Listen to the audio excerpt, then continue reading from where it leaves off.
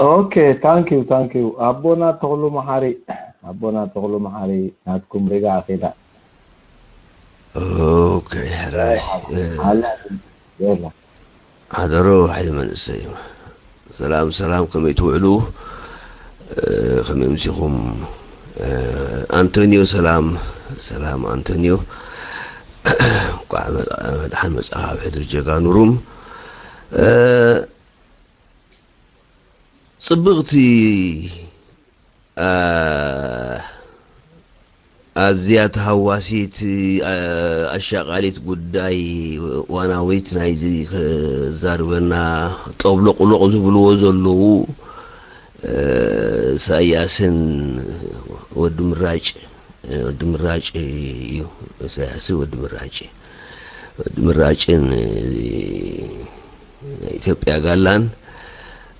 ይደፍሩናሉ او يدفرونالو ونزبلكا كله قميت كاندخ حجي ازو كله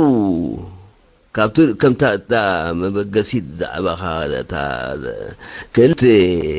حيلتاتسي جنا باسون كي ودو كله ابناي كال وعلن طبلقلقنا ياتو زنريو زلنا نابنت ጉዳይ ዶባትና ገና ክሳብ ሕጂ ተመልከትን አቶ አንቶኒዮ ክሳብ ሕጂ ብخفቱ ክጽንሕ ንዕሊ ተራኺብና ዶ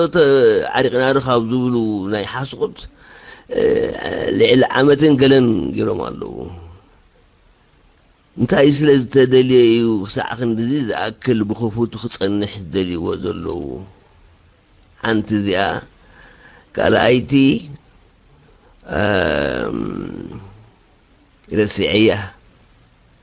قال أيتي رسعية خل أيتي رسعية الحين ذي أمل سلي ذكر كوان تفيات النت حنتي ذا أنت أيتي دليل اللوز بخفتو أنت أخوين أهل ملها النت أي ملكتون تقند قداينا خا مبعثي زبرو خا زي كساب حجي أبزوري أنا يجمع على حيل من السي تخيل يا أبها هلاي تحقن قال ندي ساي نحنا قزيف شغالو نايب حق شغالو تالنا حدا رفدي ودينا لنا إلو تسيئو خودو زخل نقر كوينين عي سمعني ولا بخومين مردات أنا بقن بس يبكاز اللي خاهم أون كون لنا خات اسفان قبر زي كونا قن ناب إثيوبيا خنبلس عالم هو زكريا أنطونيو تخلو وعل زقبروت مالي انتايو كنفلطو كانت زي كالنا نعنا يربحي رود سبل زي اول حنتي تتمالي زخدو سور وعلات نديو نعنا زربح وعلات الكادو تأمن زي انكلت يعني حتو تحنتنا اذا بعتهم ملكاس لمن تاي تدليو بخفتو حنت خاني تخايدوا علات كساب حجي دوب تونزيفو كان وعلات غيرهم زلو يربحنا ايو الكادو تأمن مسكم زي المصيتي غوغطان ود غوغطان زمص زلو اقوميم كا نابخا اتو انطونيو تاكيو تغلا محاري يعني لي اقدا صحتي تخاليتي نروحان ايكونن بحصر زبله مالتي سلامتايتي كفوت نايدوب كونتات كم زلو كقصل تدليو كنت عنتوي كبلصو زصنح خيو حدا دخمت ناي سرعه هجدف كحبالو زخل بايتا ويكا كحبالو زخل ناي بوليتيكاوي صلغلق نسو سلا زنبره مالتي ንህዝቢ ኤርትራ ንሕድሕዱ ኣናኺስካ ነቲ ዘሎ እዋናዊ ማሕበራዊ ኣሳልጦ ናይ ህዝቢ ኣገልግሎት ዘይመሃብ ማሕበራዊ ፍትሒ ዘይምህላው ኣገልግሎት ከምቲ ዝበሎ ዘይምግባር ማለት እዩ ምልካው ስርዓት ህግደፍ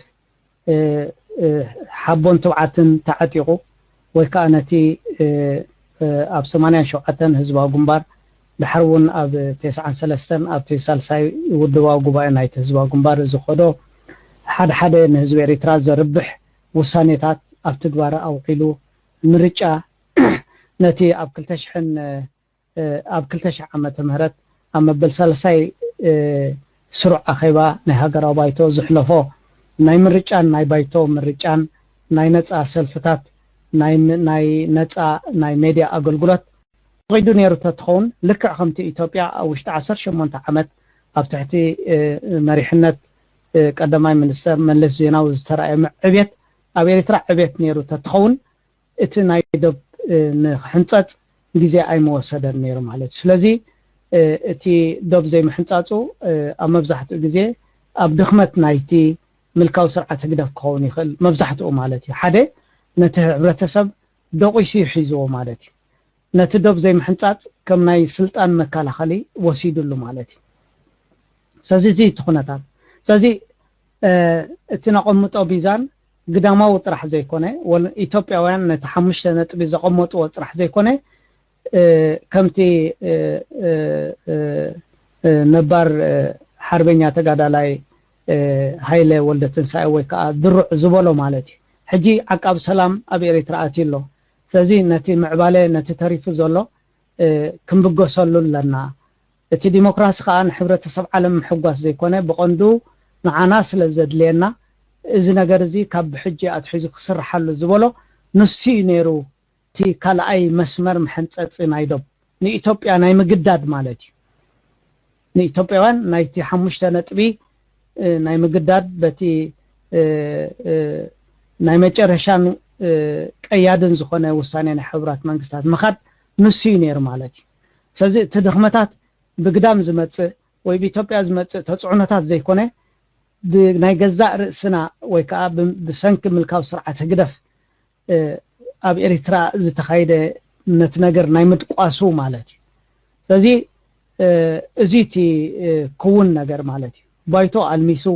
ባይቶ ፋሕፋሕ ኣቢሉ መጨረሻ ካቢኔ ፋሕፋሕ ኣቢሉ መሳርሕቱ ኣሲሩ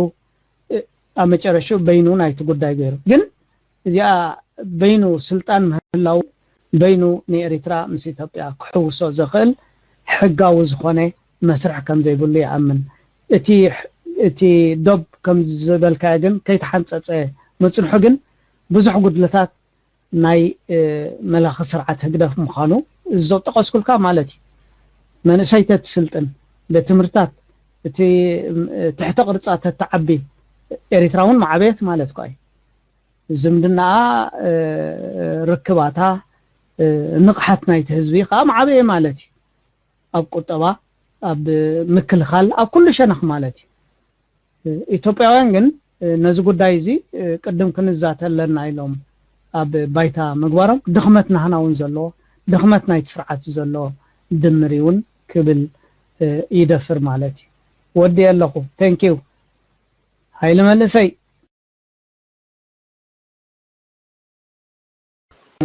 ሓንቲ ኣብሪጋ ሓደ ሰብ ሕቶ ይበ ድሓርና ብሪእቶን ለብዋን ክንከይዲና ገለ ሓደ ሕቶ ገለ ህልዎ ንኾኑ ኣነ ኸማን መጠረሽታ ሪያሊስቲክ ናትካ ኣሪጋ ብድሕሪኻ ኣነ ክዛዝሞ እየ ብሕቶ ማይክ ንኣኻ ሪያሊስቲክ ኣለኻ ዶ ሪያሊስቲክ እስከ ሓንሳን ሪያሊስቲክ እንፅብ ሪያሊስቲክ ኣለኻ ዶ ወይስ ርእቶ እዩ ዘለካ ሪያሊስቲክ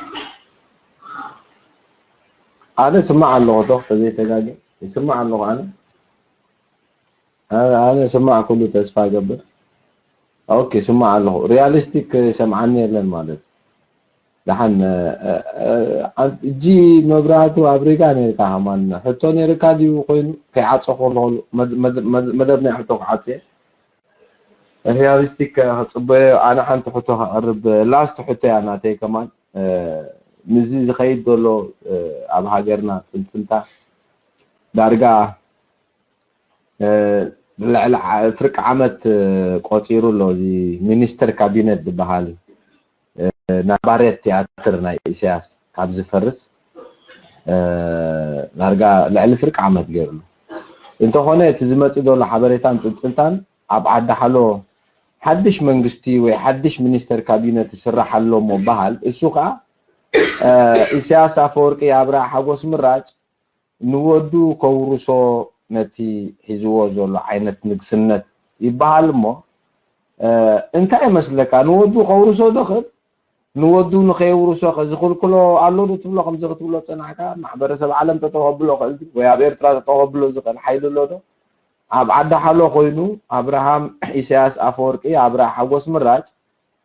ነቲ ውሽጣዊ ወይ ዘቤታዊ ምሕደራ ሃገር ኤርትራ ይለማመደሉ ኣሎ ኣብ ዓዲ ሓሎ ኮይኑ ነቲ መንግስቲ ዝሓለፈ ልዕሊ ፍርቂ ዓመት ካብ ዓዲ ሓሎ ያጥማሕደር ዘላ ሃገርና ኤርትራ ይበሃል እሞ እዚ ከዓ ነቲ ስልጣኑ እንኮ ከሰጋግሮ ዝኽእል ንወዱ እውን ስለዝኾነ ይበሃል ኣሎ ከመይ ትሪኦ ነዚ ክቡር ጋሻና ክገብሮ ኣብሶሉት ማስተር ናይ ኤርትራ ኮይኑ ኢሳያስ በዚ ሕጂ ዘሎ ኩነታት መላኺ ማሲም መራሕጃ እንዳህግደፍ ንዝኾነ ሰብ ስልጣን ክህብ ዝኽልኩሎ ይኽእል ኣሎ ኣይብልን እየ ግን እዚ ውሽጣዊ ጉዳይ ናይ ኤሪትራይ ማለት እዩ ብኸምዚ ሕጂ ንዝኾነ ሰብ ዋላ ንወዱ ክህቦ ዝኽእል ስልጣን ግን ብዛዕባ እቲ ናይ ኤሪትራ ከም ነፃ ሃገር ግን ዝኾነ ውዕል ፈሪሙ ኣብ ክንደ ክህብ ከም ዘይክእል ርድኢት ኣሎ እዩ ማለት እዩ ስለዚ እቲ ውሽጣዊ ፖለቲካ ኣብ ኤሪትራ ዝካየድ ዘሎ ከም ታዕንቶ እዩ ዝበልኩኹም እቲ ናይ በዓል ስዑድያ ንገዛእ ርእሶም ኣብ ሃገሮም ብስደት ዝመፁ ኤሪትራን ኣሽሓት ኤሪትራን ኣሎም ማለት እዩ እቲኦም ኤሪትራን ክንደይ ግፍዕን ፀገምን ከም ዝረኽቡ ይፈልጡ እዮም ማለት እዩ እዚ ኩሉ ነገር እንዳረኣዩ ግን ኣብ ኤሪትራ ምዑሪ ዲሞክራሲያዊ ዘሎ ስርዓት ከምዚ ኣሎ እንዳፈለጡ ንዝሰደድዎም ሰባት ወይ ብዘይ ሕጊ ናብ ስዑድያ ዝሰገሩ እንዳሃለዉ ክነሶም ማለት እዩ ነቲ ስርዓት ወርቅን ፅሩራን ኣልማዝን ሸሊሞም ውዕል ገይሮም ሰዲዶሞም ማለት እዩ ስለዚ እቲ ከም ታዕንቶ እዩ ዝበልክዎ እቲ ኣብቲ ከባቢና ዘሎ ሓይልታት ህዝቢ ኤሪትራ ኣብ ዝደኸመሉ እቲ ስርዓት እውን ኣብ ምድኻም ህዝቢ ኤሪትራ ዝተፃወቶ ግደ ንእሽተይ ከምዘይ ምዃኑ እንዳፈለጠ ንኤሪትራ ኢትዮጵያ ክብል ዘኽእሎ ሕጋዊ መስርሕ ስለዘየለ ጥራሕ እዩ ማለት እዩ ስለዚ እቲ ሓደ እቲ ዘሎ ስርዓት በቲ ዘሎ ክቕፅል ዘተባብዑ የለውን ማለት ኣይኮነን ከተባብዑ ጥራሕም ከዓ ዝኽእሉ ረብሓና ክሳብ ዝረጋገፅ ንህዝቢ ኤሪትራ ቆጥቁጦ ጨቁኖ ኣገልግሎት ግበር ህዝቢ ሰደድ ዝብሉ ኩሉ ይኽእሉ ማለት እዩ ኤሪትራ ምስ ኢትዮጵያ ክትሕወስ ኣለዋ ዝብሉ ግን ክህልዎ ኣይክእሉን እዮም ማለት ስለዚ እቲ ኣህጉራዊ ፖለቲካዊ ክውንነትን እቲ ዘቤታዊ ፖለቲካዊ ኩነታትን ግን ክፈላለ ይኽእል ማለት እዩ ስዑድያ ክንድዚ ክትኣስር ኣለካ ኣይብልዎን እዮም ሎም ዓመት ክንድዚ ንስደት ክወፁ ኣለዎ ኣይብሉን እዮም ማለት እዩ ግን ነቲ ኩነታት ይዕዘብዎ ኣሎ ማለት እዩ እዚ ናይ ስቕ መርገፅ ዶ ኣብ ልዕሊ ኤሪትራ ዘሎ ናይ ወፃኢ ፖለቲካዊ ሃዋህው ኩነታት ናይ ሰብኣዊ መሰልን እዚ ክኸውን ከሎ እቲ ቀንዲ ናይቲ ነገር መሳርሒ ግን ኣብ ኤሪትራ ኮይኑ ሰብ ደሳጉጉ ዘሎ ግን ስርዓት ህግደፍ ማለት እዩ ስለዚ እቲ ዘቤታውን እቲ ኣህጉራውን ወይ ከዓ ናይ ከባቢና ዘሎ ፖለቲካ ፈላሊና ክንሪኦ ንኽእል ማለት እዩ ዝኾነት ሃገር ክንድዚ ወሰኽ ናይ ዕዳጋ ኣስመራ ክትገብር ኣለካ እንዳ ድኳናት ክትዓፅወን ኣለካ ንኽስተ ክትጨውዮ ኣለካ ኣይብላን እየን ማለት እዩ እዚ እቲ ዝገብሮ ሙሉእ ብሙሉእ ስልጣን ናይ ህግደፍ እዩ እቲ ናይ ፀጥታ ስለላን ኣብ ህግደፍ ዘሎ ማለት እዩ كم خاني أبسلطان ناي منصع خاني تي سرعة قدف نزدليه كم طن نزدليه خدس كلن زلو سلطاني مالتي سلازي تي نزخون سب روحيو أبسلطان كم تصي خلي مالتي تقدر ما وجن معركة كندز أكل إمباكت ويكا سرحيتات بقولت أوش إريتراجن كرأي كلني قجلة وكيلنيو بزبل مسمس كما تيخلي زلو مخزار بنا زخالة مالت سلازي كسيم مخيليو نتخونة تعقم كغير زخل كوينو أيسمعنن تانكيو ودي الله يغني الله Thank you, Kowur Gashana, Ato Antonio Tesfai. I think today Tagage realistic Hauna in Eru Naimetarish Tahato Adilku Bahasi was no work. Bezigatami Abriga Zolohum Rito is a locum Kohun Tesfai Gabber. Rito Riga Hiskum Dolohum we see Hetos Lazolocum. Arsinatukum data Hatona Tegele, Anoko Germany, Arsinatukum Misdo. الرايبل حتر عبلكم لحري بيس فور اول حتو ايقبلني مالتي لتابوت انا رياليستيك حاولنا حبوكم حتر عبلكم تتقمون على برين مايك معها والله ما اعرف كم رئيتو لغت وزدات خيل وي كم حتو لغت وزدات رئيتو كمان كتب لا تخيلي خامو وي كم حتو كتكون خيل يمو رئيتو تقوينا على برين حوي دحري بيس اسراس لدل قبل علون كم قدامي تناي رئيتو مدب كنت كمولو أسفح بالكاش عريتو هاتب شوعات دقيقة وهيكا كبال سالكا يخمان كاب مونغو تخول تا تانكيو على برين بيس فور اول على خاطرون كحتو نعها هو حتى هذا لاتني بس حتى حونا انتون بيا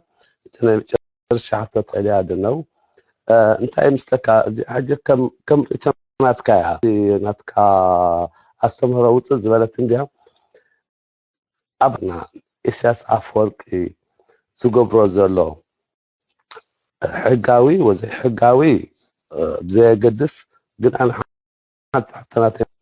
من زمر حزلو بهاجر اساس افورك اديس فيها ويس قال الله وشت او سلفي كم صهار إيتاناتك نامنتك حجي خمزي حيل مرسي حتى كان يرنود كحل فوسي خيلي ويسايك إلن زبل حتى زمصو بعت بقسن زحطناتي جنتات حطناتي ناني زمر حزل الإرترا إساس أفرتي كمولك أسبدي ويس وشتاو سلف علدي ويس يقدفع كما يتري الصها ناني الكا هذا الناس كزخان فتات ناتكا ويخون الكاتب له قمتات أذكر إتو زيادة له. Thank you very much. Thank you peace for all. هقدف كابز فرس نوح عمتات جيري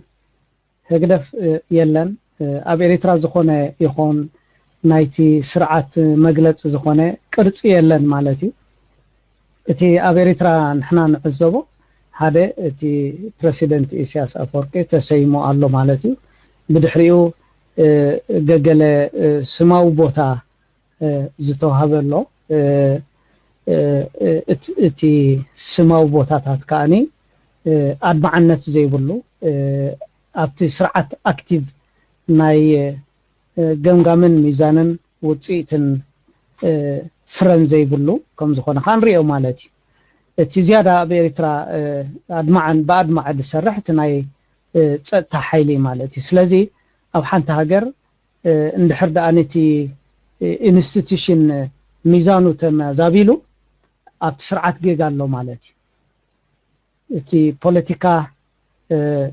مالسي مثل نايت هزبن دحر تحيتو تتصطان دحر عبليلو ملاخ سرعت الله مالتي أب إريترا مثل بخيرو مأسار بحر بزيحو ملاخ سرعة الله مالتي أب إريترا وفيرو سريحو دموزو بقبو زركب سب نحر زيلا حدا ناي ملاخ سرعة شوقوان سرعة تعدى الله مالتي من إسيات تماهيروم تم ناي عقم عدام دبوزحو ናብራን ሓዳርን ዝግብኦም ኣብ ሃገራ ኣገልግሎት እንድሕራሎ ተማዛቢሉ ኣሎ ማለት እቲ ኣካይዳ ናይቲ ሃገር ስለዚ ኣብዚ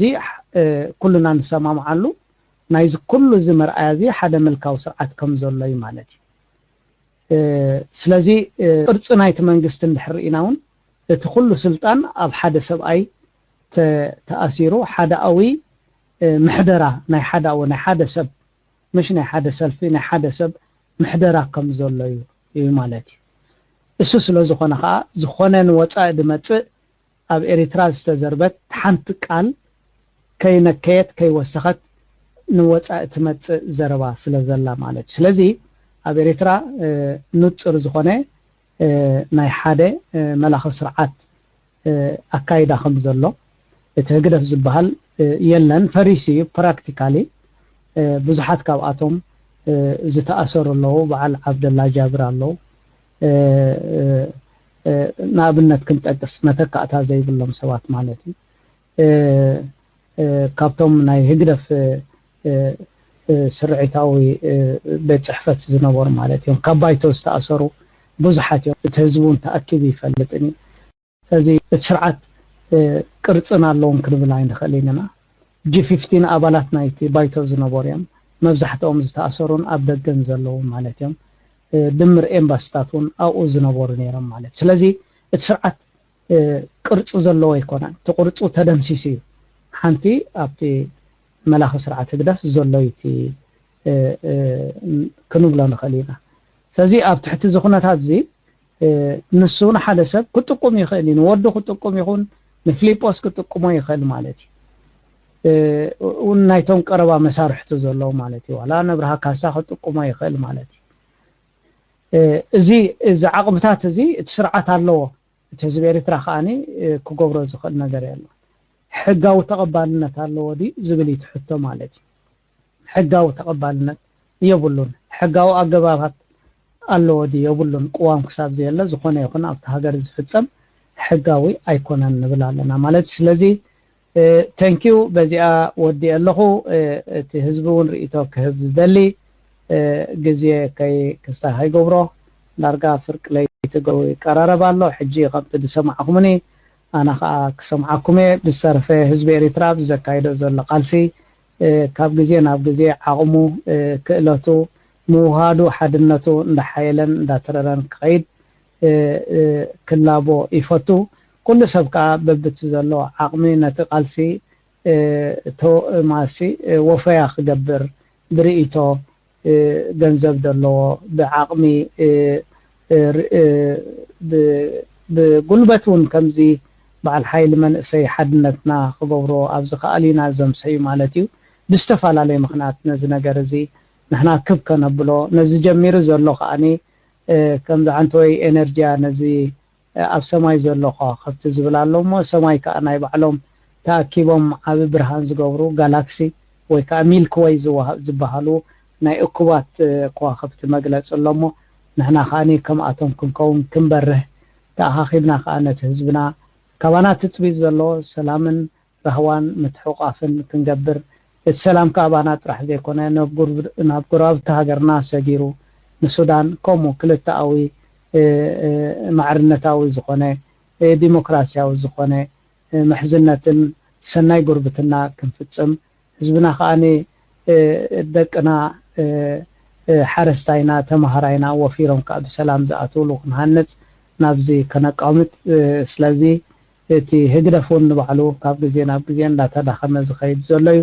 ህዝብና ከዓ እንዳሓየለ ኣብ መጋባእያ ኣብ ናቱ ጥራሕ ዘይኮነ ኣብ መጋባእያ ህግደፍ ኣትዩን ዝምክት ዘሎ ህዝብና እዩ ስለዚ ናይ ግዜ ሕቶ እዩ እየ ዝብል እምነት ኣለኒ ስለዚ ኣብዚ ገጽና ኣተኪርና ክንከይድ ተስፋ ይገብር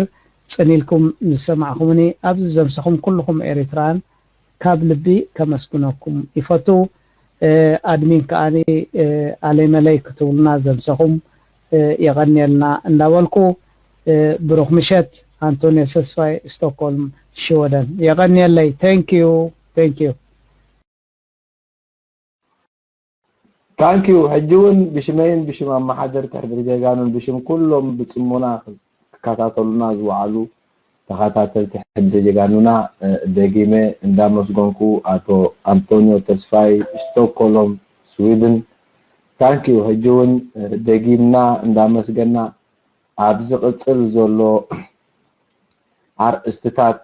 ከም ናይ ሎሚ እውን ስፍሕ ዝበለ ሰሜናራት ብካልእ አርእስትታት ተሳታፊ ናይ ገዛ ሕድሪ ጀጋኑና ከም ናይ ሎሚ ክትከውን መብፅዓይ እንዳሃብኩ ኣብ ዘሎ ቃልስን ናብራን ስራሕን ኣሳልጦን ጥዕናን ዓወትን ሙሉእ እንዳተመነና ነቲ ቃልሲ ንፍትሒ ብሓደ ኣለና በብወገንና ሕጂ እውን ደጊመ ገዲም ተጋዳላይ አቶ አንቶኒዮ ተስፋይ ሙሉእ ምስጋናና ብሽም ገዛ ሕድሪ ጀጋኑና ታንኪዩ ኣብኡ ከለኹ ክቡራት ኣሕዋት ንናይ ፅባሕ አቶ አንቶኒዮ እውን ኣብ ፖለቲካ ይነጥፉ ኣብ ሜድያ እውን ሓደ ካብቶም ንጡፋት ሙኩራት ሞደራት ናይ ፅባሕ ጋሻና ኩሉ ብርሃን ኣብርሃም ብዝያዳ ነቲ ናይ ደለይቲ ፍትሒ ተራን ግድሆታትን መራኸቢ ብዙሓን ዝብል ኣርእስቲ ሒዙ ምሳና ከምስዩ ናይ ፅባሕ ጋሻና ነቶም ኩልና ኣብ ሜድያ ንዋሳእ ዘለናን ተጠቀምቲ ናይ ሜድያ እውን ዘለና ደለይቲ ፍትሒ ንዑ ዝኸውን ኣርእስቲ ሒዙ ክቡር አቶ ኩሉ ብርሃን ኣብርሃም ምሳና ከምስዩ የቀኒልና ናይ ሎሚ ጋሻና ገዲም ተጋዳላይ አቶ አንቶኒዮ ተስፋይ ሕጂ እውን ናይ ሎሚ ኣብ ቀፃሊ ዝተፈላለየ እዋናዊ ኣርእስቲ እንዳሓዝኩም ከምዚ ሓሳብኩም ከተካፍሉናን ተሞክሮታትኩም ከተካፍሉናን ሓደ ግዜ እውን ካብቶም ኣጋይሽኩም እውን ሒዝኩምልና ክትመፁ ንእግሪ መገደይ ዓበይትን ረዘንትን ኣጋይሽኩም ትቅርቡልና ኣብቲ ስኹም ተመሓላልፎ ናይ ቴሌቪዥን መደብ ገለገለ ሕሽኹ እንዳበልኩም ኣጋይሽኩም ከዓ ሒዝኩምልና ክትመፁ ብእግሪ መገደይ ይምሕፀን አቶ አንቶኒዮ ተስፋይ ታንኪዩ ናይ ሎሚ ብጣዕሚ ዘሐጉስ ነይሩ ካልእ ግዜ ከዓ ብካልእ ኣርእስቲ ብከምዚ ናይ ሎሚ ዓይነት ምሸት ሰሚናር ክንከዶ ታንኪዩ ክቡራት ተኸታተልትን ሓተልትን ስነ ስርዓት ዘሎ ሕቶታት ፅሙቕ ዝበለ ሕቶታት ከምኡ ንቀፅሎ ታንኪዩ ኣብ ሪጋ ዘለኹም ናይ መድረክ ናይ ርእቶን ለብዋን 7-8 እናተጠቀምና ነቲ ብድሕሪና ዘሎ እናተመቐልና እንታይ ግዜ ንሳገር ፍትሒ ይሃልወና ድሓር ዓሊ ብርሂን ኣርከበ ኣለኹም ከምኡ እናበልና ክንቀፅል ኢና ሶሪ ፍትሒ ይሃልወና ናትካ ማይክ ናትካ I think እስከ ፍትሒ ይሃልወና ፈርስት ለኻ ድሕሪ ተኣቢዕኩም ኮይና ወፂኹም ክትኣትውለኩም ፈትንዋ እንድሕር ኣብያቱ ኣነ ክወርደልኩም ብቴሌፎን ዝኣተኹም ተለኹም ክወርደልኩም ያነ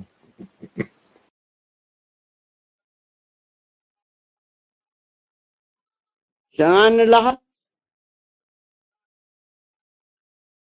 الو I didn't say هو ما صبوا على حديد سمع له دمس سوري يعني تمام شيخهم عندهم شيخهم سلامات كلاتكم I didn't say أزف السفنة أنطونيو ودقزاو تيدي ما قالنا دونيرو هو قصر عندي شكرا كوزي أنا كنت أنا اسمرا زينو وركم تو أنت ديتا ولدكم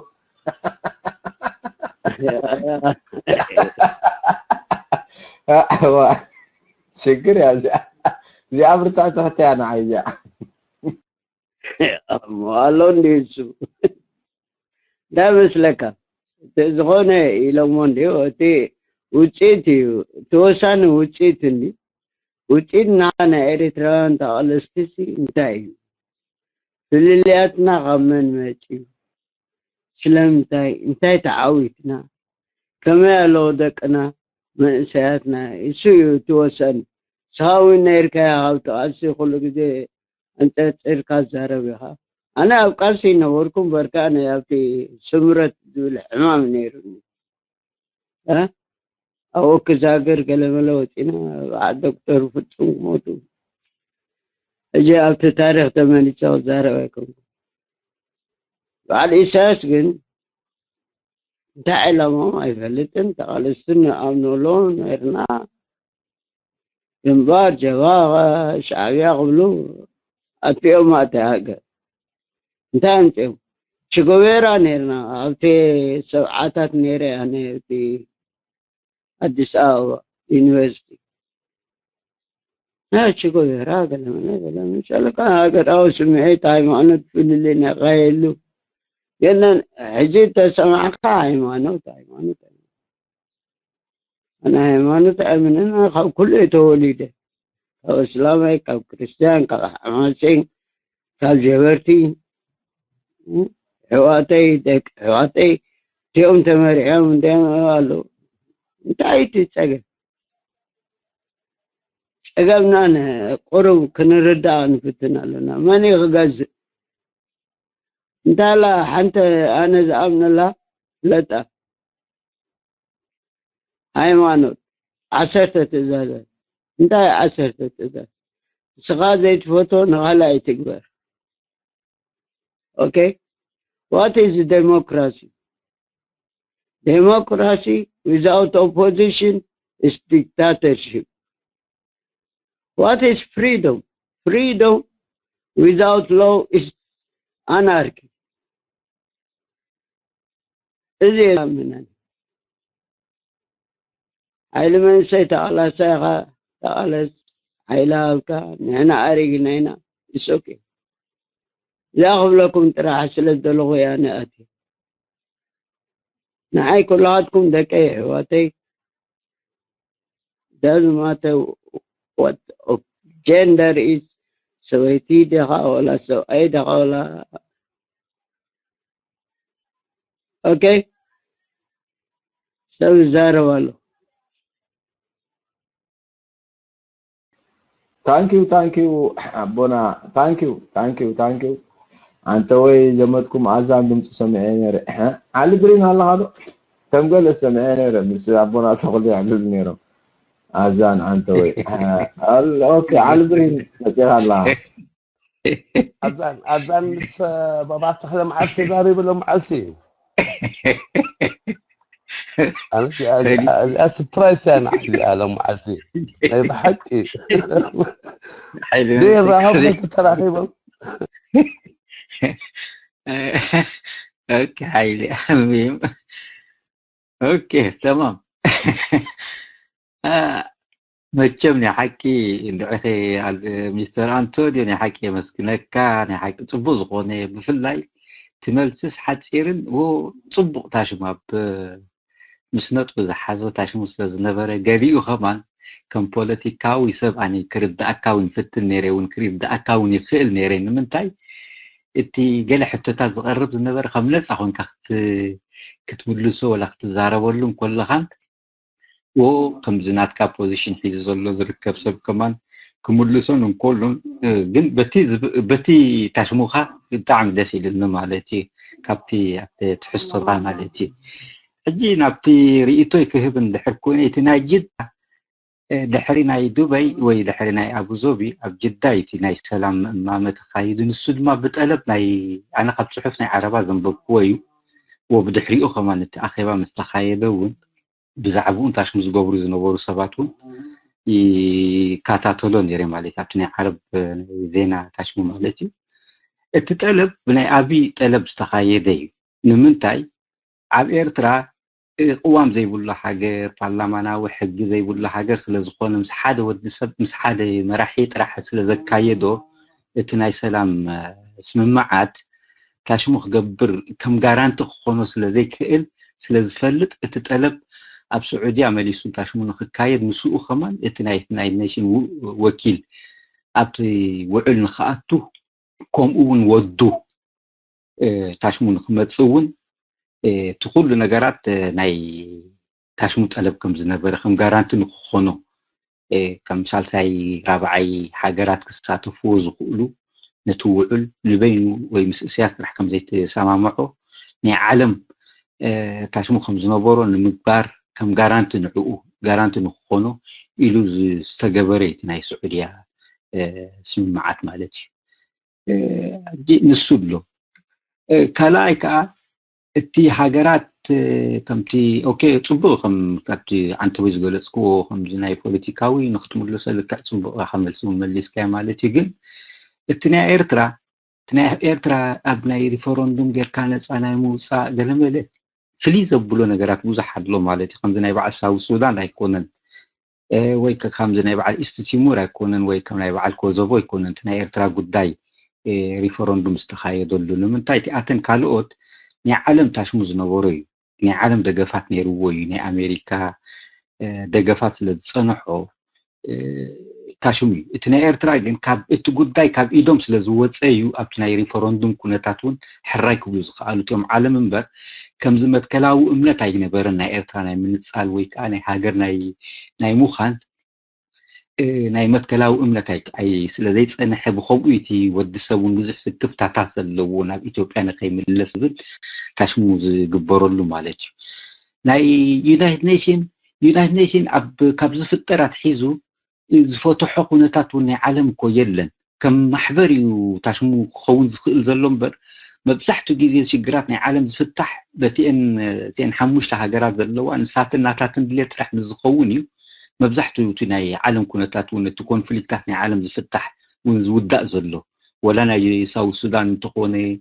ወላ ናይ ኢስት ቲሞር እንተኾነ ወላ ናይ በዓል ኮዞቮ እንተኾነ እምበር ሕጂ ረኣዮ ዶ ናይ ዓለም ናይ ዩናይትድ ኔሽን ድሕር ኮይኑ ፖሊሳርዮ ኣለዉ ሪፈረንዱም ክግበረሎም ተባሂሎም ክንደይ ዓመታት ፀኒሖም ኣለዉ ወላ ክግበረሎም ወላይተን ንምንታይ ኣብ ዩናይትድ ኔሽን ታሽሙ ስለ ዘውረድዎ ግን ናይ ዓለም ደገፍ እንተትህልዎ ነይሩ ወይ ኣሜሪካ እንተትደልዮ ነይሩ ትናታቶም ሪፈረንዱም ንክካየደሎም ወይ ከዓ በዓል ፈረንሳ ወይ ከዓ በዓል እንግሊዝ ገለ እንተትህሉ ክቀላጠፍ ምስከኣለ እውን ሓጋዚ ኮይኑ ክቐርብ ምስከኣለ ነይሩ ሕጂ ከምኡ እዩ ዩናይትድ ኔሽን ዝፈትሖ ሽግራት እውን የብሉን አንተቦ እውን ፅቡቅ ዝኾነ ሕቶ ሓቲቱ ሕጂ ቁሩብቴ ታሽሙ ገብረይ ከኣልኩን ኣርከበ ሓወይ ይመስለኒ ናይ ሳውዝ የመን ኢሉ ሓቁ እዩ ናይ ሳውዝ የመን ኣብ 1994 ክውረር እንከሎ ብሰሜናዊ ሸነኽ ከም ሃገር ዝነበሩ እዮም ከም ሃገር ኤምባሲ ዝነበሮም እዮም ከም ሃገር ወኪል ዝነበሮም ኣብ ዩናይትድ ኔሽን ግን ወላ ሓንቲ ታሽሙ ክግበር ኣይተኸኣለን ንምንታይ በዓል ኣሜሪካ ቁሩብቴ ነቲ ናይ ዕቤት የመን እውን ስለ ዝድግፉ ስለ ዝነበሩ ናይ ሰምዓል ማፕሮናታቶም ስለ ዝፀንሐ እቲ ናይ ሶቪየት ናይ ምውዳቕ እውን ታሽሙ ክገብሮ ክኢሉ ሕጂ እንታይ ብሓፂሩ ዓለማዊ ደገፍ እንተዘይብልካ ካብዘን ሓሙሽተ ሃገራት ወላ ሓንቲ ክጣበቐልካ ዝኽእል የለን ካልኣይ ከማንቲ ዝዓበየ ናይ ጉዳይ ፈለስቲን ኣሎ ኣብ 1970 ኣብ 1947 ክልተ ሃገራት መስሪቱ ማለት እዩ ዩናይትድ ኔሽን ፓኪስታን ካብ ሂንድ ክፍለይ ማለት እዩ እስራኤል ድማ ምስ ፈለስቲን ሃገር ክወሃቦም እስራኤል ዝበሃል ሃገር ክህልዎም 48 ግን ሓንቲ መዓልቲ ዩናይትድ ኔሽን ብዛዕባ ጉዳይ ፈለስቲን ተዛሪቡ ይፈልጥን ንምንታይ ኣብ እቲ ከምቲ ዝበልክዎ ኣብ ኣሜሪካ ይታሽሙ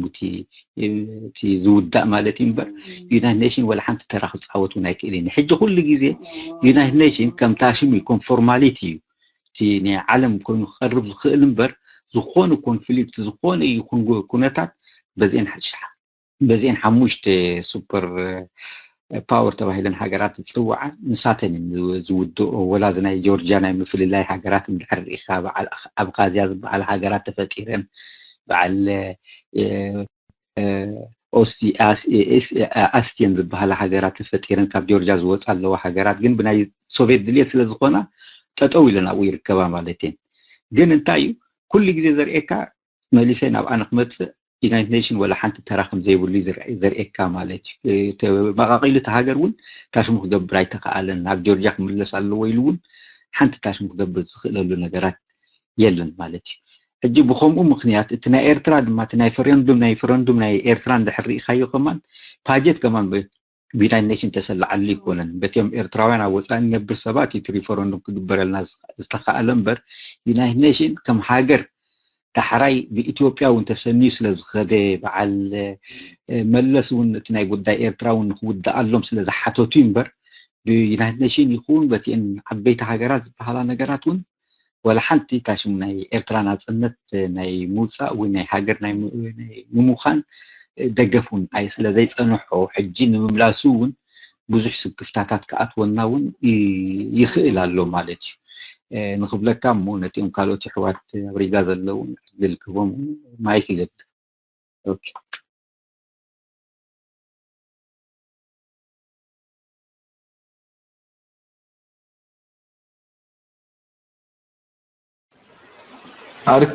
أركبة ناتكا أركبة أبريقا الله اوكي عيد مرحبا تنكي نقاش انا نذهبنا تمرت كله نمسكنه مجمرة نعاتكم لما حضرتي نايزرو قبوهم فريدكم حجراوي أبركتكم تقبلوا زلهم زيادة مدادنكو زيادة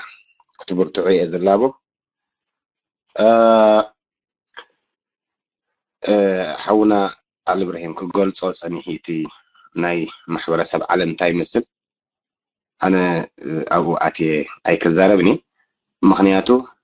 أبتغما تمركزا زخونة هاجر فتأتقهم كل عينا أبسب أو مسألات من أخبار كال إذا تزاربوا قل ما الحسن بر عينا حول المخاني إذا ردأنا ختمتنا المتصبر لنا ون نحنا زخون من نتذكر كم زي بالله مفلاتي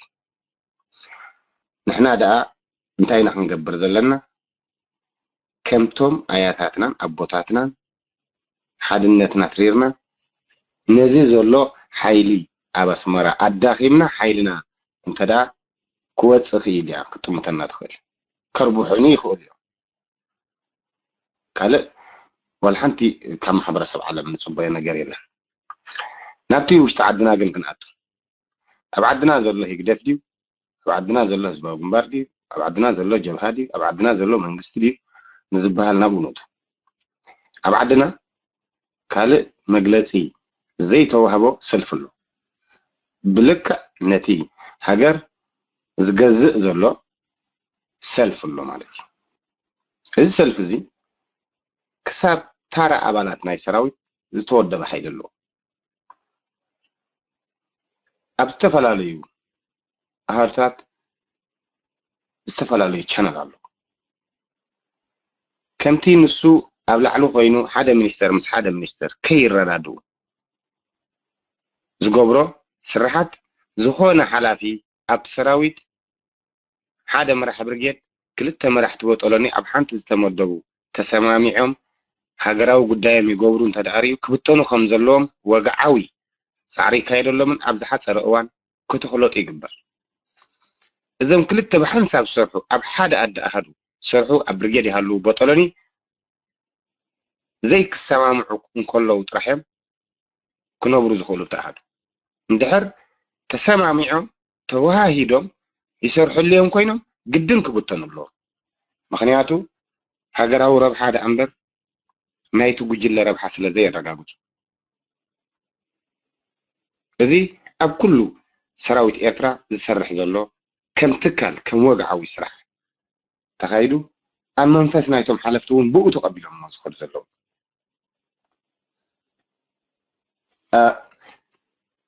قلا بأكل زرعنا يونجر انتحرال لي وخينو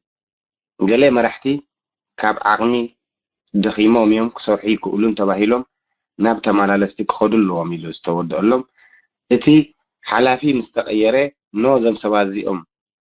خدو زي كونه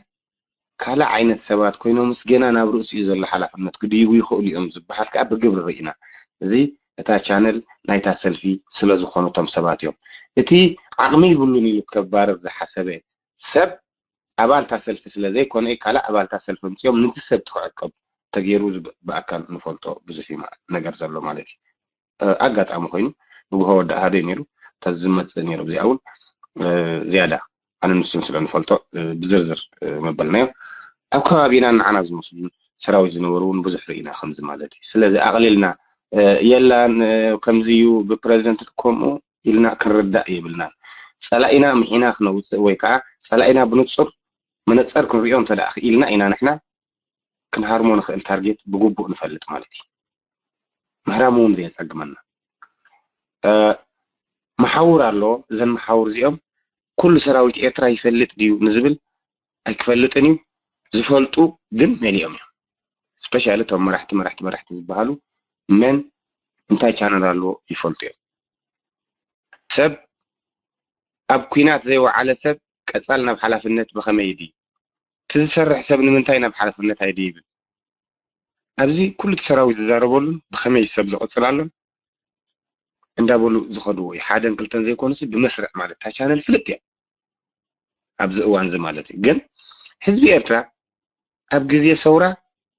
ኣዝዩ ጎስጓሳት ይግበረሉ ኣኼባታት ይካየደሉ ብቶም ጀማሂር ዝተፈላለየ ናይ ፖለቲካ ኣፍልጦ ዓለማዊ ጉዕዞ ዝተፈላለየ ይፈልጥ ነይሩ ድሕርና ጽነት እዚ ተሐሪሙ ናብ ድንቁርና ይኸይዱ ክበሃል ይከኣል ከምቲ ኣብ ግዜ ገድሊ ዝነበሮ ኣፍልጦ ኣለዎ ክንብል ህዝቢ ኣብ ፖለቲካ ዘሎ ወይ ከ ኣብቲ ምሕደራ ዝበሃል ولا حنت أيقولون حبريت أيقول أب سراويت رديتات بمول أنت أكيبا سراويت رديت خيسمع بمول أنت أكيبا ناي أهالو رديو خدول كم تناي قد تجيرو زي أنو نساني حن تسحيبا زخنا سب درجة رديو خيسمع حبريتات كيسمع سبيشالي بعد رديو وقحت هذا جلز بحلاز نبرنا يدقي حبريتات كيسمع تأجيلو أكم زعينة يزنبر ስለዚህ ብሙሉኡ ንተሰራዊት ሓበሬታ ይበጽሖ ኣሎ እንተደኣ ኮይኑ ኣብ ገዝኡ ምስከደ በቲ ድኹም ኮኔክሽን ና ኢንተርኔት ዝጥቀም ሰብ ውልቀ ሰብ እዞም ሰባት እዚኣቶም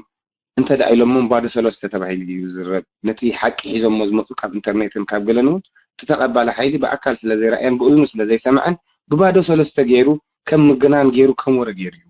ዝገልጾ ማለት እዩ ንዕኡ ክሪኦ ዝኽእል ኤቪደንስ ኣቅድሙ ስለ ዘይብሉ ከቢድ ነገር እዚ ብሓደ ግዜ እእሚናዮ ኣስሪሕናዮ ክንብል ንኽእል ሕብረተሰብ ብንቕሓት ምስ ዝብገስ ብሓደ ግዜ ሰሚዕና ይኽብገስ እዩ ኢልካ እውን ክሕሰብ ዘይክእል እዚ ጉጅለ እዚ ብዙሕ ኣዳኺሙ ስለ ዝኾነ ነዚ መሓውራ እዚ ክነንቀሳቐስ ነዚ መሓውራ እዚ ክነስርሕ ነዚ ሓንጎል እዚ ጠርኒፍና ኣብ ሓደ ክነምፅእ ብዙሕ ሰዓቢ ከድሊ እዩ ነዚ ከይተጠርነፍ ነዚ ጠርኒፍና ኢና ከዓ ንሕና ሓይልና ኣረጋጊፅና ነቲ ስርዓት ኣዳኺምና መሓውራቱ نزوم نقولهم زلنا الميسنا نبين نسترفنا إيه محبر سبع عالم كتب متنازل يعني اللي ما يكفل.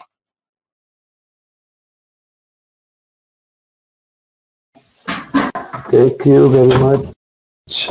جودي أخوينا الله مالتيو بمجمريا حاونا كبر أنتوني تسراي عندما سلون كير بس هذا نخمان أستمر بزح تمهرنا بزح فريقنا يغني لنا حتى أنتوني تسفاي حتى تعبنا تيقاني بسفي حتى قلت إيكا الكان زها أنا نرد أكاي نايجيزي حتى ينيرو نخلو ختب السحيكا تحت راس لازنا بالكايو كان هذا قلت زيادة قلت حيجا لنيري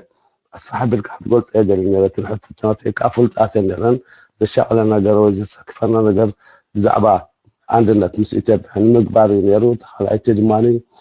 10% معنا قلت حتى زنبر على الشغل يعني عن تمس إتب يعني تلعب أمبيرنا تلعب أمبيرنا كمي بخمي ملك أخذ مرنا زخل حقا وخلودي عالماوي بنه عالم حق مالتي صح حق الإسكاء أخذي أقل حتى رحب لك أقل بسافي في حيز بياني رهابها قلنا إذا حتى ينيرو صار معدل نختب سلسلة الأخاء ينيرو نتهم قالوا دحلت زموت زحاتو تحالات الماني هزباو قنبار كوني أبكي عايا أبتس عن حدا الناس أثنين تمسات يقدف دماني يقدف على دي يلانديو إنه بمتى عينة الملك إزمر حنا دولو زي إساسا فرق زب حالسب بيقدر ديو وش أوصل في خال عينة أمرار حديو ويس بين سرعة المرحلة زلوا زي أحمد قد أدل نيري حلم الإسهاب بالصحف مليش واسع مليش كاغا يقدر زبها ليلانيلكا أوكي جن سوقن بشي مقدر قلت قام على سقاب حجي بشي مقدر في زقز أنا زلوا بشي مقدر في زقز كمان زلوا سقاب حجي يقدر فعلا كان العين خلنا أن يقدر في زلوا أبز أوانزي جن يقدر فيزيكالي الذي يلان إذا خال حتى ينيرو صراحة من حتى بالكاجل إسكا قلنا كان إجزاء عند الرهيب كان تلا آخر إجزاء بزبطها ኣብ ገዛና እንትኣመጽ ኢኻ ተሓጅምካ ብዛዕባ ስታት ኣስፋሕ ኣቢልካ ትገልጸልና ደስ ይብለኒ ዝኾነ ኮይኑ ኣነ ቴንክ ዩ ቨሪ ማች ክብለካ ንዓኻ ኢለ ደይበ ክምስግነካ ከምኡ ነዞም ኣመሓደርቲ ናይ ዝገዛዊ በዝገብሮ ዘለው ፃዕሪ ብዝከኣሎም መጠን ፍሉጣትን ፈለጥትን ክእለታትን ኣብ ዝተፈላለየ መድያት እንዳዓደሙ ዝመፁ ዘለው ዓብይ ስራሕ ዝሰርሕዎ ዘለው ንዖም ከመስግን እየ ዝብል ዘለኹ ስለዚ ቴንክ ዩ ቨሪ ማች ሚስተር ኣንቶኒ ተስፋይ ብዙሕ ተማሂርና ሎምዓልቲ ካባኻ ነዞም ኤርትራ ሕድር ጀጋኑ ከዓኒ ትኸድዎ ዘለኹም ፅቡቅ እዩ ኦኬይ ሕልና ዘለዎ ስራሓት እዩ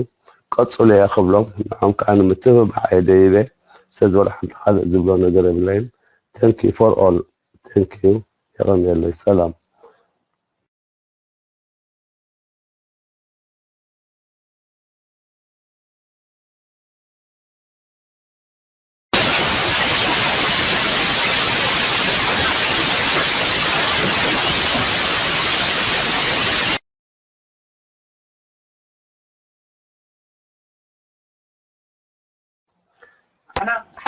منسي وتخاتو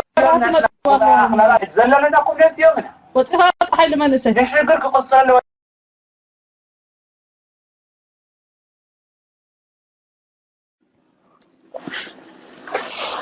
وصاب حيل منسي وتخاتو يا تانك جميلة لكن حدنتنا قبل ما ودي زلوا بيسري زلوا توديا تقول دام سنموري قالوا ديو بيسنا أخن هبدو أتخص قبل لا يويكا قرب إلي لاني رمو نقول من تانا بس هذا لنا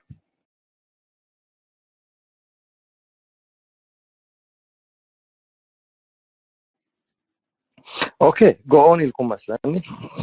او ترى يزبديكم معكم كومنت اقرأتني انا بطعمي بصايتس انطونيو بناتي رئيتون تخوينو كنت صبق في موريه بيو تحطو تعطون بناتي وقن قابزن لعل مرسي يلن ألس I don't know بخمي ملكي او خقلت نبر نعاي او قوبيه من البات هبتاناي حيل من انسيزة حتى حطو من البات ابتي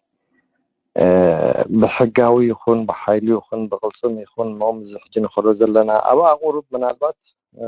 كم حكم الزراء حيل من انسي قرب شتالي لو على حرمر يس كل جزء حجز تحسب كتحس غيدي أبزخونه هاي زبال جيكن أتي كالجن بزيادة كمان تتمال زدان أقرأ الناس نبرة ويكاني I think ماشي أبريه النايم سنة حكم الزراعة مخنياتو تمالي زدان أقرأ الناس نبرة ويكا أرباب كتازاتو ناس خفتاتاتون بحق مسرة تبعت أمتصنات خيليات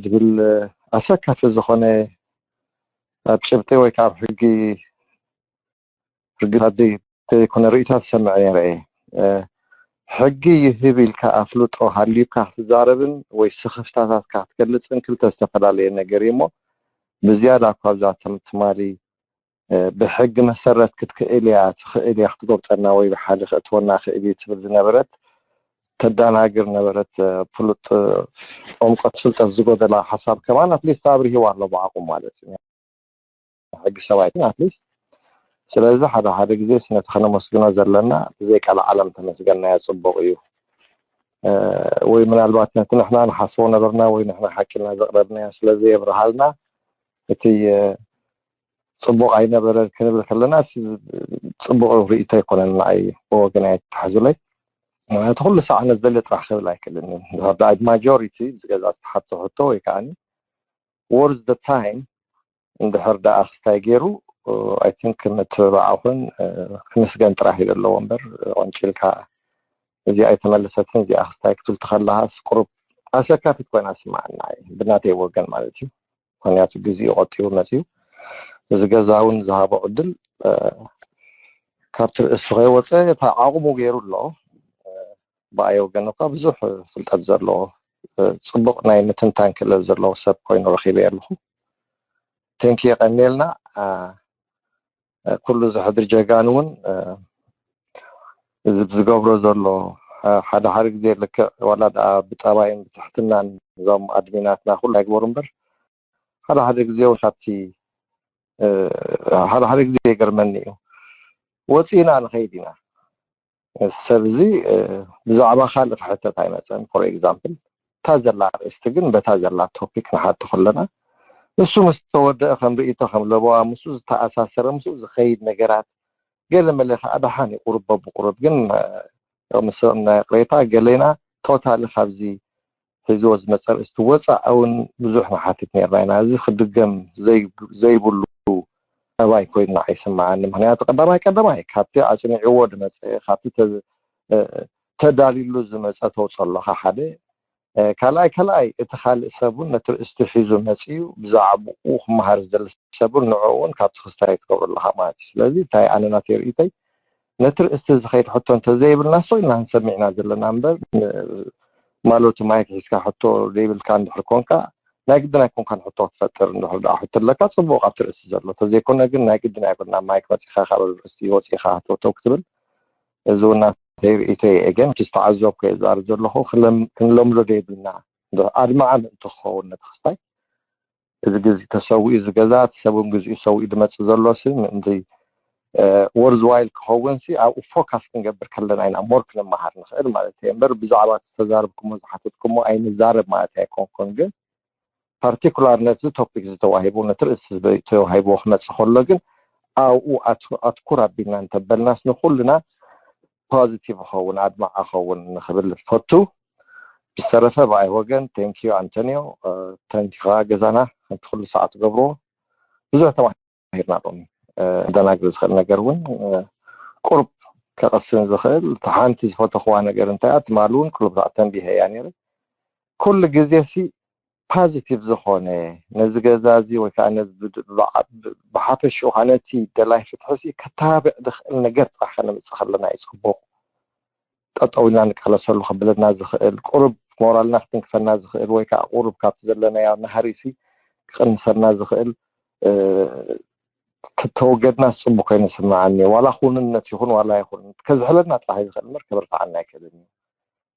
ድሓር ሕጂ ብዙሕ ተስፋ ነገር ዝህብካ ኣሎ ከምዚ ሓውና ኣንቶኒ ዝበሎ ናይ ሎሚ 10 ዓመት 7 ዓመት ነበረት ደንበ ተቃውሞን ሕጂ በበይኒ እዩ ሕጂ ሓደ ግዜ ንነፍስና እውን ተስፋ ክንባሲ ክንክእል ኣለና ሕጂ ደንበ ተቃውሞ ፍሉይ ኮይኑ እሱ ጥራሕ ደይኮነስ ብጀካ እዚ ናይ ሰላም ክማን መሰምፀኸማን ክንደይ ህግደፋዋይን ከይተረፍኸማን ፅበርዎ ኣለዎ እዚ ሕጂ ፖዚቲቭ ነገር እዩ ፅቡቅ እዩ ስለዚ ነፍስና ሞራል ክንዋእ እዩ ዘለና ኮይኑ ሰማዓኒ ሓደ ግዜ ቁርብ እተታት ክወሃብ ከሎስ ከምዚ ኣይዶኖ መበገሲ ይርዳኣንን እዩ ንፍሉጥ ዝኾነ ነገር ሲ ናንሓያ ይኹ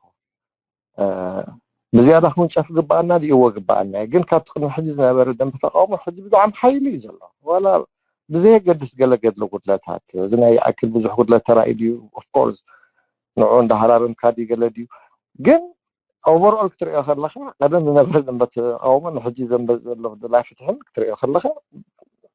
ኣዝዩ ማዕቢሉ ኣዝዩ ከዓ ተወንጭፍ እዩ ዘሎ ስለዚ ሞራል ክንገብር እዩ ዘለና ክብል እየ ዝደሊ የቐኒለይ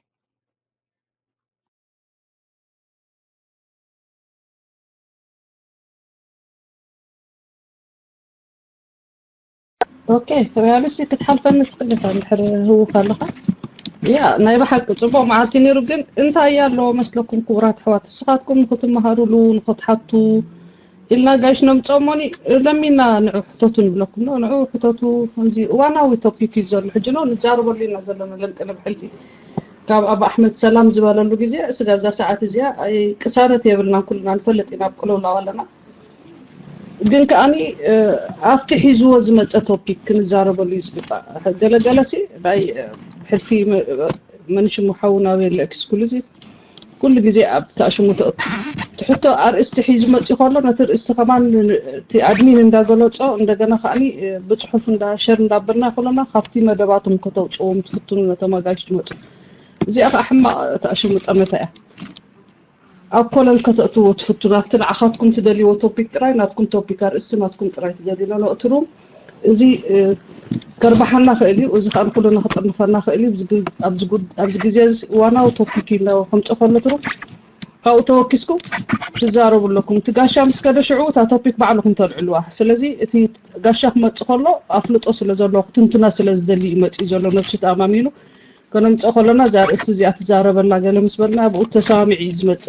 ስለምንታይ ጽቡቕ ገይሩ ክትንቱና ስለ ዝኽእል እስኩም ግን እንታይ ትገብሩ ካኡ ውጪኩም ኣብ ካልእ መደባት ተእትዎ ወይ ካል ኣርእስቲ ናትካትኩም ኣርእስቲ ሒዝኩም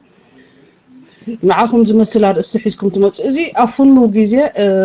حمشة معلت له أو حمشة معلتي زي الحمد لله كانت عشان تقبر تخلي خدين تقدم سنبر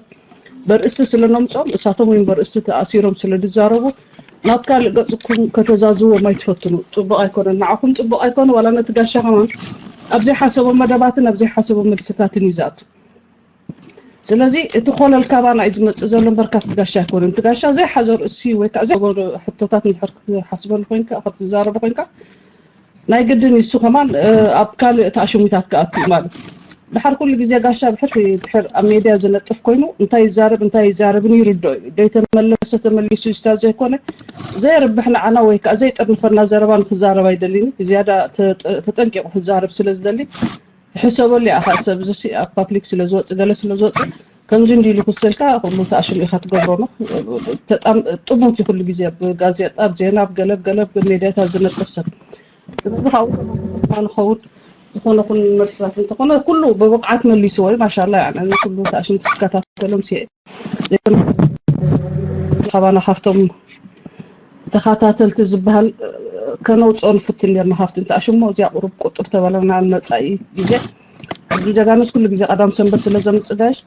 تفلطوا يخم يعني تيار استحيز مص امتى كن زارب سلازلنا احنا ما يكحزنا نو زر استيكورن ايو كنبل كنواطط ما ابري كوردن كلهم محلالف ሙሉ ህዝብኩም ይድሰም አን احنا ጥራይ ዘይኮነ ስጋ ውሽጥ ዘሎ ቢትባል ይስማዕ ስለዚህ ንሕና አፍቲና ዓና ዘርባሐና ወይ ከዓ ነቲ ደላይ ፍትሕ ወይ ነቲ ኣብ ሃገር ዘሎ ህዝቢ ሰሚዑ ወይ ላይ ከም ዚኦም ዝሓስቡ ዘለዎም ዘብለና ንኮሚታት እንተኸድና እዚኣቶም ስቡሱላት የንኩብልኩም ከማን ክትፍትኑ ይኽእሉ ኣብ ሃለውላው እንድሕር ኣቲና ግን እዚኣቶም ንባዕሎም ዘይበሰሉ ህዝቢ ክጥርንፉ ይክእሉን እዮም ኢሉ ከማን ህዝቢ 4 ነጥብ ክገብረልኩም ፖሊስ ሲሒዝዎ ዝመጽእ ኩሉ ግዜ ተጋሻ ኣብኡ ተዛረብና ጽቡቕ ነይሩ ሞኒ نابخر رياليستيك حاو حيل من اسا عنتوي ود غره تاعتوان يرو مايكا سريتان خرا ما قالي يا ثانك يو حالنا بفلاي كان غاشانا انتوني تسفاي كابتوم كندز اخلو غزي سات غبرو مولاتكم كاب حزبي هاجر كام كاب نقولاتكم سلام وايجين كمزي ما يبلا حاونا خطولو صنحكا وبزح جزية رئستات حجمتي وتي رئستات تماجاشنا بتعب عبزنا يدلي تفتح دلو كندي عقم دلهم سبات ولا دي تدلولو مدد مصحفتات صبغ تاشم قبروه انوي بقعاتهم تراي اتناتاتهم دم صوت رئس دخيمهم وي كان اتناتاتهم دغبروه نحنا قصالي سومون مولو اتناتاتنا رئيسات تحويسنا مورنعهم كنا حجزهم نخليموني هوفلي زي دبلنايو فلاي مستي دولو تساتافنت ناي بوملو እንደኸደ خيدا ክኸላሎ ተማጋሻይ እቶምናትና ተማጋሽ ድሞ ዘሎ ካብ ምስቲ ናይትሩም ድደኽሞ ድጽርዎ እንደሎ ፍረመታን ክርኢሉ ቀጻሊ ቃተ ተማላሊሶም ተኣስተምህሮም ናብ ህዝቢ ንኽበጽሕ ምክንያቱ እዚ ሜድያ እዚ ንኽዕብልልዎ ብዙሕ ስራሕ ስለ ዝግበረሉ ኣብቲ ሜድያ እንታይ ዓይነት ክንጥቀመሉ ለና ከነስተውዕል ክንክእል ኣለና ቴንኪዩ ክቡር ሓው አንቴኖ ተስፋዬ ኣብዚ ማይበላ ደምጻኻዮ እዚ ኣብ ሰዓት እዚ إذا رأسيا بزح فلادنا خنرد أخن كلالنا نتايو كم زأنا نحاونا أنتي نتسفايد حتتكو ندحر هاجر هزبان دحر تسألنت على اللي خوين أبز حلفة ناي أبن ناي سياسة سممع ترينا يزناي حاونا أمان إلى سنة دقربون يرتصبق سنتانا مزناي نوبل برايس دقبرو دسمبر نجاراتي تراي دسمبر نتايو تي دبازحة سب أب بسدرا بيتاوي درجة وصيو بسدرا بيتاوي درجة ندحر أب على أديس أبابا كنبرن كسفرن ندحر جمر هالي خوينو زي مصنات كاله انتايو أبتم ملختي جزيان مشمات رايدي يكونوا عنواتات دوردوا مس بزحات هاجرات كنا مازازنو خنكلا لنا خمزنا على البول باته لم تصوب على الكامبوري أم تعزقتيهم دربي مم دلو زي ما بلغت قلت صراحة كاجن سيل بيستمالي تديسكاسان سنة حنت هاجر بحقاوي مسحانت هاجر كتحبر تخليها تحقاو تجبر كورينا كوينا تي ولا تفلق ولا خم تفلق تجبره مسرح كومينا حنت هاجر كاخم مسرحات جيري أنا حنت هاجر ممكن تكون دلوا تي ريفرندم دي تغيروا تدليسات تدمساتنا حزبي إندايركت جن السرعات زي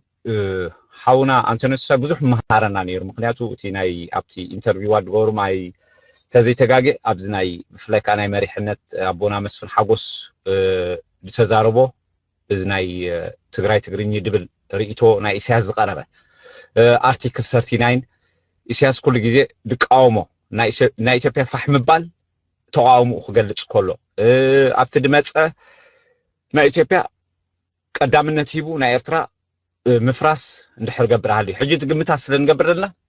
انتايو جن نحنا كن كحدودية بلنا حدا نقرالو السو انتايو دليتات هزبخا وراتو مقرابتو دفولت ونقرالو اب هزبي إرترا انتا عينتات دليتاتو إرتراو بإرتراو ولا مزخفي ودلو بإرتراو دخحت إرتراو يلن سلازي اندحرتي ددليو يقبروا ددليو كمزي عبد بدولو اندحر كيدو اتي دليت هزبنا انتاي مخانو فريقنا ابتنايت هزبنا دلو كن قبربنا انداس واي قات مالت حطوطات بخلت عين رئينا حدا انتم دقفتاينا يلن اتي بمكبار صبو ديسكاشن نير بزر سي بتناي انتينو تسفا حاونا موراوينا ديسكاس نقبر قبانا قنزا حطو زيا كم قصالي تاقداسنت كالوا اقداسنت الوا بزو حساب بفلاي كانتي ناي حنقول ورار بقبر دلو عميدياتات ترينا سبات وصيوم اب نفسهم ديفلطو ام مقاله خيدم كوب تاريخهم تسنبت وا شعو هدي انا بفلاي زقصال زحطوتات زي ابزي تماراليسه كدغمو خرداني لي انا دم صوتحطوتي حطوتات قصال بدغومكو بزحون ناي بزحات بفلاي كم سمال ناي بقال حاونا ابينو اسماي بلا بيس ولا كلاتكم بعل علي ابراهيم ندال حاونا دكتور زمان بعبي مصيو اتي مسرحات خيدلو تقمتات نقربلنا صبق اقرينا اتي انا خردانا ديك على دلو مسينيتن ايثيوبيا ኤርትራ ክትሓብር ንብለና ኢትዮጵያ ኣብ ምፍንጣሕ ደላ ክነሳ ንርእሲኦም ኣብ ክቋጣጽሮ ደይክ ሰንትራል ጋቨርንመንት እንቶም ፌደራል ኢሎም ተመስሪቶም ደሎ ክቋጣጽሮ ማብ ደይክ ደሎ ደረጃ ንሕና ከምዝ ደፍራሕና ደሎ ንምንታይ ክትጽልዋታት ንሕና ከም ደለይቲ ፍትሒ ንምንታይ ናብ ህዝብና ኣሚንና እቲ ትማል ድሓለፈ ቃልስና ክንገብር ከም ንኽእል ድገበርና ሰባት ስለ ዝኾና ክንገብር ከም ንኽእል ኣሚንና እዚ ነገራት እዚ ኢግኖር ደይንገብሮ ንምንታይ እዚ ናይ ኢትዮጵያ ኣብቲ ዲፕሎማሲ ኣብዚ ሞር ማይበላሓው ዋላ ኣብቲ ሕጋዊ ደይበልና ሕጋዊ ድኾነ ደይኮነ ደይ ሕጋዊ ንሪኦ ነገራት ኣሎ ዶክተር ኣብ ዲፕሎማሲ ንኤርትራ ክፈጥ ኣለና ኣብ ዲፕሎማሲ መግለፂ ዝቦ ደሎ ብዛዕባ ኤርትራ ዛረቦ ደሎ ኣፉ መሊኡ ድኸፍቶ ደሎ እቲ ርክባት ብናይ እገዳ ዝተለዓለ ብዙሕ ነገራት ኣብ መስርሕ ዝገብሮ ደሎ ኢንዳይሬክት ንውከል ስለ ዘለና እዚ ነገር እዚ ብጣዕሚ ኣገዳሲ እዩ ብፍላይ ከዓ ነቲ ሳቶም ክግብትዎ ወይ ከዓ ነቲ ናይቲ ብሬን ዎሽ ከምፅዎ ይኽእሉ ብፍላይ ከዓኒ ኣብ ሰዓት እዚ ክንርስዖን ክንዝንግዖ እንደየብልና እቶም ህግደፍ ኢልና ንሕና ንፅውዖም ደለና ኣከባቢና ደለው ኩሉ ህዝቢ ኤርትራ ለውጥ ደለሎ በዓል ሓውና ሲራክ ኣብ ኣሜሪካ ኣትዮም ክሓቱ ከለዉ እቶም ኣብኡ ድኸቢቦሞም ነበሩ ኤርትራውያን ትሕቶም ሕቶ ስለ ዝኾነ እዮም ስቒሎም ድገርፎም ብሎ ደሰም ኣብ ኣውስትራልያ ተገይሩ ኣብ ካልእ ቦታታት ኣብ ብዙሕ ቦታታት ድመፆ ዘሎ ለውጣት ብዙሕ ስለ ዝኾነ እዚ ኣገዳሲ ዝኾነ ነገራት ኣሕዋት ታሽሙ ክንገብሮ ክንከላልና እዚ ሃገር ነቲ ደሎ ዕድላት ጥራይ ደይኮነ ነቲ ስርዓት ናቱ ጥፍኣቱ ኣብ ድቀራደመሉ እቲ ኤርትራዊ ከዓ ናታቱ ዝኾነ መስራሓት ገብሮ ስለ ዘሎ እቲ ኢትዮጵያውያን ንዓና ኩሉ ግዜ ሰላም ስለሃቡና ስጋት ክፈጥሩልና ክእሉ ኣብዚ ሰዓት እዚ ግን እቲ ብፍላይ እዚ ን20 ዓመት ኣቲና መጥቃዕቲ ክንገብር ኢና ድብል ዝፀንሐ እዚ ናይ ሕወሓት ሓይሊ ኣብ መቐለ ክሽኳዕ እንከሎ እቲ ኣብ ኢትዮጵያ ዘሎ ሲትዌሽን ተቐይሩ ኣሎ ብዓብዩ ሕጂ ምርጫ ተገይሩ ኣብ ድሕር ተቐይሩ ኤርትራ ናይ ኢትዮጵያ ነቲ ናይ ኢትዮጵያ ሓደ መዕረፊ ጌርናሉ ስርዓት እዚ እቲ ድፈፀሞ ዕንወት ፈፂም እዩ ንዛ ሃገር እዚኣ ግን ኣብ ከምዚ ኮምፕሮማይዝ ዘእቱ እውን ስምዒታት ናይ ህዝቢ ስለዘየለ እቲ ከምቲ ድበልና እንድሕርቲ ህዝቢ ከም ዘለዎ ስርዓት እዚ ሰዓታት እንድሕር ሸሚቱ ምስ ሰዓታት ከዓኒ እቲ ድመፅእ ዘሎ ናይ ጋብ ናይ ብፍላይ ከዓ ኣብቲ ናይ ሃገራውነት ጋብ እንዳሰፍሐ እንዳገፍሐ እንተኸይዱ ዓብ ዝኾነ ነገራት ስለ ዘምፅኦ እዚ ጽቡቕ ዝኾነ ዲስካስን ብፍላይ አንቴና ሓውና ካልኦቱና ጋይሻት እንዳመፁ ከለዉ ግን ከምዚ ክትብልዎ ፀናሕኩም ንሓግዞም ኣብቲ ሕቶታትና ሕፅራቢና ፅሒፍና መፂና ሕቶታት ንግበሮ ብድሕሪኡ ኔክስት ዴይ እውን እቲ ደድበልዎ እንዳደጋገምና ሞር ንሕና ናታቶም መሰንጀር ክንከውን ክንክዳልና ትድሳቶም ደምፅኦ መልእክቲ ንሕና ካ እንዳስፋሕናሎም ክንከዳልና ምክንያት ስርዓት ደምፅኦም ካድረታት ኦርጋናይዝ ስለ ዝኾነ ኣብቲ ናይ ፍትሓ ከዓኒ እቲ ናታቶም ዝገብርዎ መልእክትታት እቲ ናይ ምብፃሕ ሓላፍነትና ዘለና ከምኡ ክንገብራልና ድብል ርእቶ ይደለን እሞ ሓይሊ መንሰይ ወዲ ገራህቲ ወፂልካ ተኮይንና ባኹም ማይክ ቴንክ ዩ ስሙዕ ኣለኹ ዶ ታንክ ዩ ሪያሊስቲክ هو ኣብቲ እንዳቴኖ ስለ ዘሎ ተቋፃፂርዎ ኣሎ ነዚ ፓልቶ ወዲ ገራህቲ ካልእ ስራሕ ይብሉን እንዳቴኖ እዩ ዘሎ